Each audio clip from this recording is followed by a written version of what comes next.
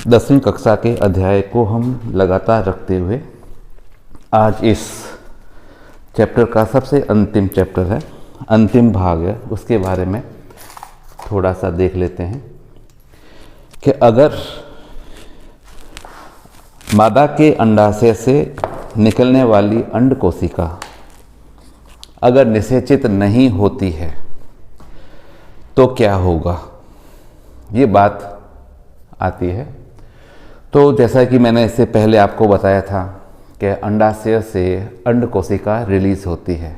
हालांकि जो अंड कोशिका निकलती है वो वास्तविक अंड कोशिका न होकर द्वितीयक अंड कोशिका के रूप में होती है, जो शुक्राणु के संपर्क में आते ही परिपक्वन विभाजन के द्वारा अंड कोशिका में विभेदित या अंड कोशिका में बदल जाती है। अब अंडाशय से प्रति माह मानव की मादा में 2 अंडाशय है। 1 महीने में 1 अंडाशय से, तो अगले माह दूसरे अंडाशय से अंड कोशिका निकलती है। इस अंड कोशिका का निषेचन हो जाता है तो गर्भ धारण हो जाएगा, शिशु की उत्पत्ति होती है। लेकिन अगर वो अंड कोशिका किसी कारण से निषेचित नहीं हुई है तो वह अंड कोशिका मानव की मादा में अगले 24 घंटों तक जीवित रहती है। जैसे ही अंड कोशिका नष्ट हो जाती है तो उस अंड कोशिका के नष्ट हो जाने के पश्चात मानव की मादा में व्यापक रूप से हार्मोनल परिवर्तन होते हैं। गर्भाशय की अंतःभित्ति में परिवर्तन होते हैं। क्या क्या होता है उसी के बारे में हम लोग पढ़ते हैं। क्योंकि मानव की मादा में अंडाशय से प्रति माह 1 अंड कोशिका निकलती है, इस अंड कोशिका के निषेचित होने के चांस रहते हैं, अवसर रहते हैं।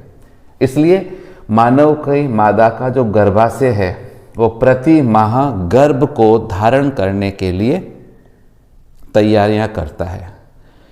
गर्भाशय का जो सबसे अंदर की परत होती है जिसे हम कहते हैं एंडोमेट्रियम, वह एंडोमेट्रियम गर्भ को धारण करने के लिए तैयार होता है। तो वो मोटा हो जाता है, मांसल हो जाता है, उस पर श्लेष्मा की परतें बन जाती है, उसमें रक्त का प्रवाह भी अधिक हो जाता है, यानी अंतःभित्ति अति सवनीय हो जाती है, ताकि निषेचित अंड कोशिका आकर भ्रूण के रूप में वहाँ पर आरोपण कर सके। इसके लिए ये सारी की सारी तैयारियां कंप्लीट की जाती है। लेकिन अंड कोशिका निकली, उसका निषेचन नहीं हुआ। निषेचित न होने के पश्चात क्या होगा कि अंड कोशिका नष्ट हो जाएगी।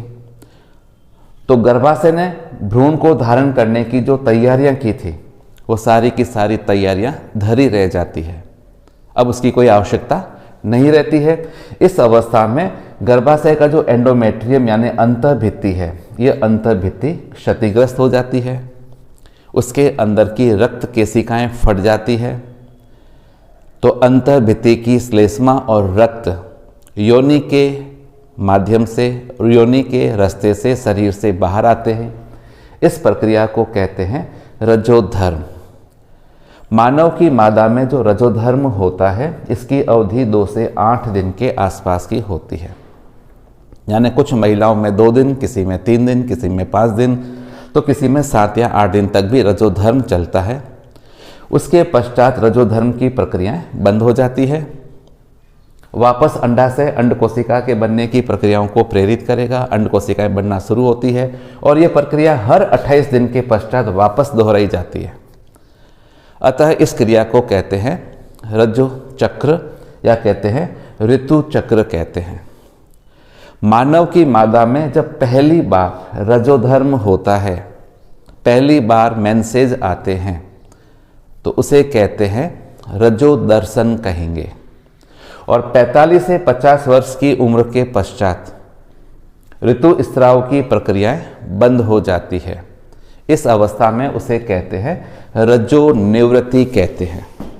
तो रजो निवृत्ति और रजो दर्शन के बारे में हमें जानकारी होनी चाहिए। रजो दर्शन की प्रक्रिया होती है 12 से 13 वर्ष की उम्र में पहली बार, और उसके पश्चात 45 से 50 वर्ष की उम्र में ऋतुस्राव की प्रक्रियाएं रुक जाती है। रज्जो धर्म का आना इस बात को इंडिकेट करता है कि वह महिला अब भ्रूण को धारण कर सकती है, गर्भ धारण कर सकती है। तो 12 से 13 वर्ष की उम्र में रजोधर्म प्रारंभ होता है। इसका मतलब अब वो महिला या वह जो मादा है वह भ्रूण को धारण कर सकती है, लेकिन 12 से 13 वर्ष की उम्र में शारीरिक विकास नहीं होता है। जो मादा के जननांग होते हैं उनका पूर्ण विकास नहीं होता है, गर्भाशय यानी बच्चेदानी का पूर्ण विकास नहीं होता है। इस अवस्था में छोटी उम्र में अगर कोई महिला गर्भ धारण करती है तो उसके लिए हानिकारक हो सकता है।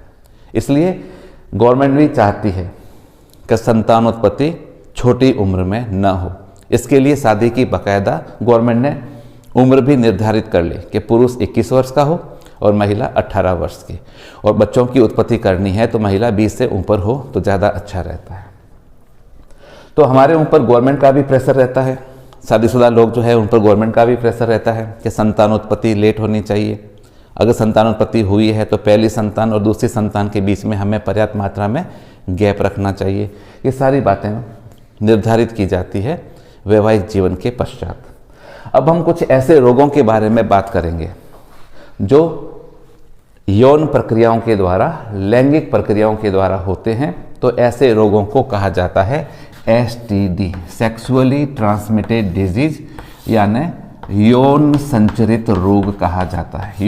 यौन संचरित रोग, ऐसे रोग जो यौन प्रक्रियाओं के द्वारा, स्त्री और पुरुष के प्रगाढ़ संबंधों के द्वारा एक व्यक्ति से दूसरे व्यक्ति में फैलते हैं। तो ऐसे रोगों को कहा जाता है यौन संचरित रोग। यौन संचरित रोग जो होता है जीवाणु जनित भी होता है, कवक जनित भी होता है, प्रोटोजोआ जनित भी होता है, तो फिर वायरस जनित भी होता है। कुछ रोग ऐसे होते हैं जो क्योरेबल है, जिनका इलाज संभव होता है। तो कुछ रोग ऐसे भी होते हैं जैसे कि एड्स है, हेपेटाइटिस बी है, तो इन रोगों का फिर कोई इलाज नहीं होता है। तो यौन संचरित रोग कौन कौन से हैं तो हमें याद रखना है। पहला है गोनोरिया, दूसरा है सिफिलिस, जननिक हर्पिस,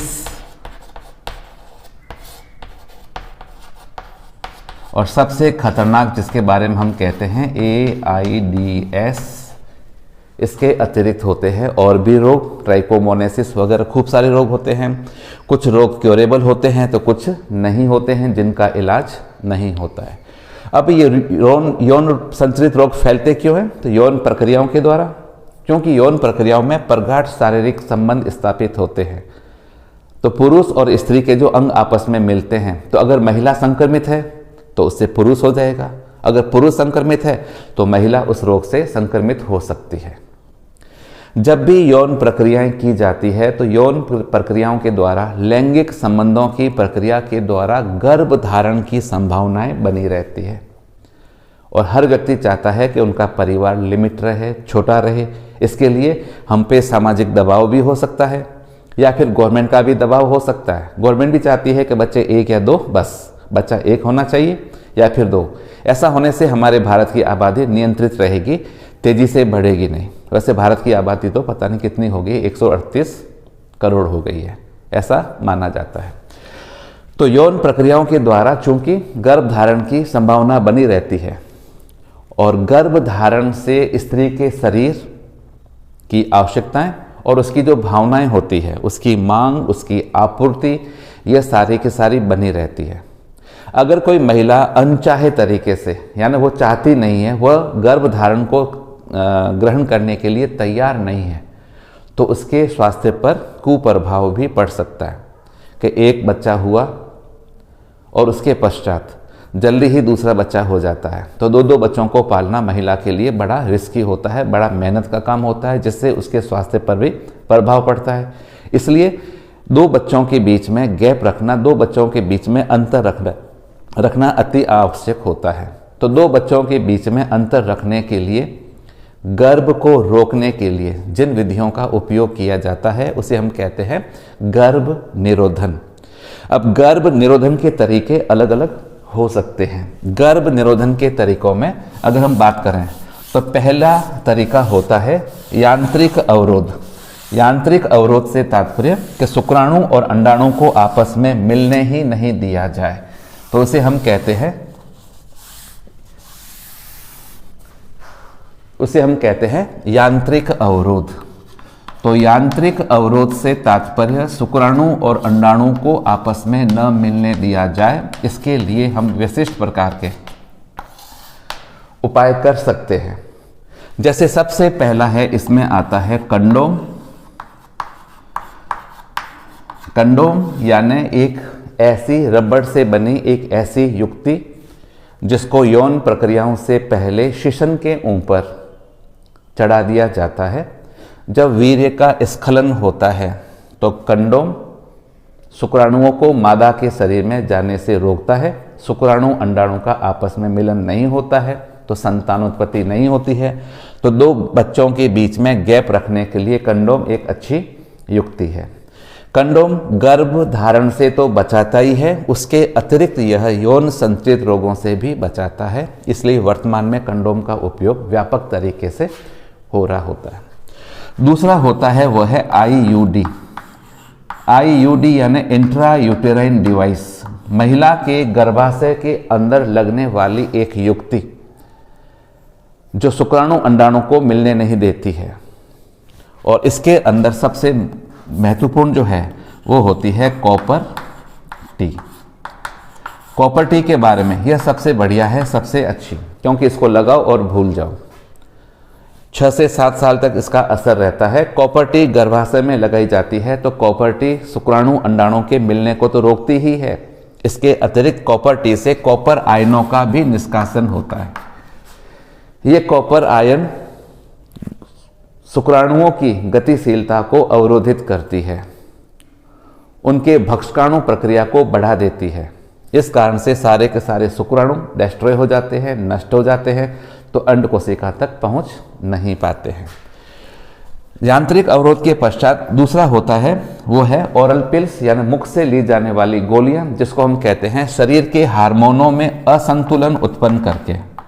असंतुलन, महिला के शरीर में एस्ट्रोजन प्रोजेस्टेरोन हार्मोन विशिष्ट प्रकार से संतुलित रहते हैं, जिससे हर महीने अंड कोशिका का निष्कासन होता है। लेकिन अगर महिला के शरीर में इन जनन हार्मोन के अंदर इम्बैलेंस कर दे या असंतुलन की प्रक्रिया उत्पन्न कर लें तो शायद संतानोत्पत्ति नहीं होगी। जैसे कुछ ओरल पिल्स है यानी मुख से ली जाने वाली गोलियां हैं, जिसमें माला डी है जो गवर्नमेंट के अंदर सप्लाई होती है। इसके अलावा मार्केट में मिलने वाली दुनिया भर की गोलियां होती हैं। इन गोलियों का उपयोग अगर महिला करती है तो महिला के शरीर से अंड कोशिका का निष्कासन नहीं होगा और संतानोत्पत्ति नहीं होती है। इसके अलावा अगर कोई दंपति चाहे कि उनके भविष्य में कभी बच्चे हो ही नहीं, तो इसके लिए वे स्थायी विधि का उपयोग कर सकते हैं। और स्थायी विधि के अंदर वे नसबंदी का यानी शल्य क्रिया के द्वारा अंडवाहिनी को या शुक्र वाहिनी को काटकर बंद कर देने की प्रक्रिया, उसे कहेंगे नसबंदी। 2 प्रकार की है महिला नसबंदी। तो महिला नसबंदी में महिला की जो अंडवाहिनियां होती है उनको काट दिया जाता है, उनको फोल्ड करके उन्हें बांध दिया जाता है दोनों ओर की, जिससे शुक्राणु अंड कोशिका का आपस में मिलन होता नहीं है और संतानोत्पत्ति नहीं होगी। इसे कहते हैं महिला नसबंदी। और पुरुष नसबंदी के अंदर पुरुष की जो शुक्र वाहिनियां हैं उन शुक्र वाहिनियों को काटकर, दोनों शुक्र वाहिनियां जो 2 अलग अलग वृषणों से आ रही है, उन दोनों को काटकर उन्हें बंद कर दिया जाता है। इस कारण से संतानोत्पत्ति नहीं होती है। तो संतानोत्पत्ति न होने के लिए, जनसंख्या का नियंत्रण करने के लिए अलग अलग प्रकार के उपाय होते हैं। इन उपायों को ध्यान में रखते हुए हम अपनी इच्छा के अनुसार कि हमें किस प्रकार के उपाय का अपनाना है, तो उसके आधार पर हम इसको कर सकते हैं। तो ये पूरा का पूरा एक चैप्टर है जिसके अंदर हमने पादपों में जनन के बारे में पढ़ा, सूक्ष्म जीवों में जनन के बारे में पढ़ा था, मानव के अंदर, पुष्पी पादपों के अंदर सारी की सारी जनन की प्रक्रियाएं पढ़ी थी। परीक्षा में इससे संबंधित कोई प्रश्न आता है तो मेरे ख्याल से अब कोई दिक्कत नहीं होनी चाहिए।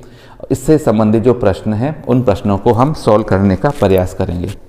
कुछ बच्चों की क्वारी आई है, कुछ बच्चों के बारे में दिक्कतें आई है कि उन्हें कुछ चैप्टर याद नहीं रहते हैं, तो उन चैप्टर्स को याद करवाना और उससे संबंधित प्रश्न, जैसे फिजिक्स के जो क्वेश्चंस होते हैं तो उनका जो न्यूमेरिकल प्रश्न है तो अगले वीडियो के अंदर मैं उन न्यूमेरिकल प्रश्नों को डालने का प्रयास करूंगा।